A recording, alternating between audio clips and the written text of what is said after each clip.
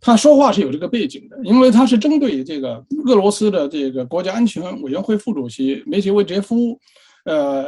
前不久这个发表了一场演讲，也提到，就是说，如果要真正开始核战争的话，那我们俄罗斯的核武器首先打击的将是英国，而不是其他欧洲国家。在这种背景下，他作为一种回应，也是可以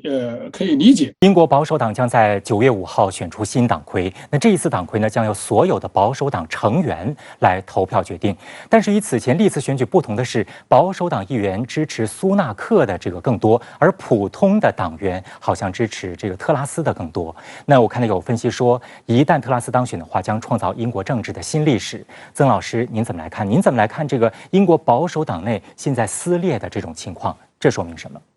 现在非常有意思的是，看到就是说两位党魁的候选人，他们在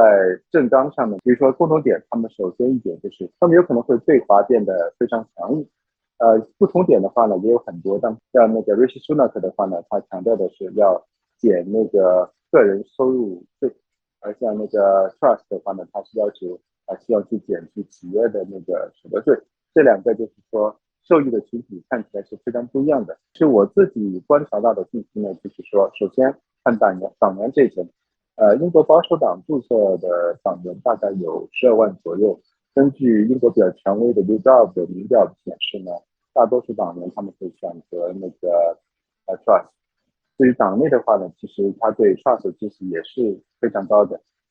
应该是高过那个Rishi Sunak。所以在这点上来讲的话 ，Truss 他当选党魁并且继任首相的可能性是非常大的。这一点我觉得英国的保守党的内部高层，特别是那个普通基层的党员的话，他们在取舍上有一个非常共同的支持 Truss。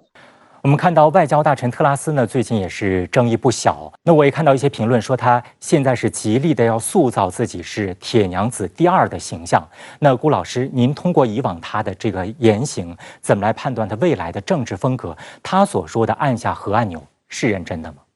他说话是有这个背景的，因为他是针对这个俄罗斯的这个国家安全委员会副主席梅杰韦杰夫，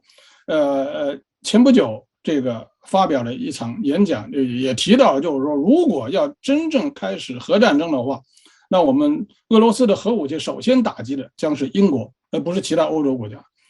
在这种背景下，他作为一种回应，也是可以理解。但是呢，这个特拉斯他说出这种话呢，这个一方面是为了迎合某一